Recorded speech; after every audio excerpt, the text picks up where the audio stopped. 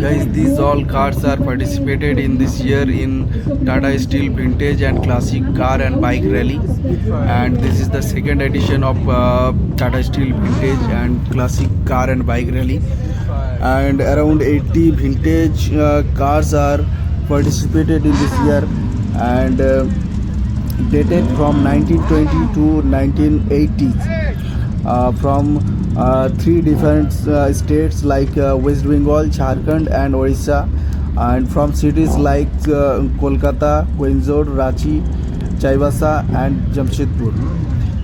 And the rally was flagged by Tata Steel CEO and MD TV Narendran. So all the rally I have covered in this channel, and if you still not watched, please watch it, and if you like it, please like and subscribe my channel. Thank you.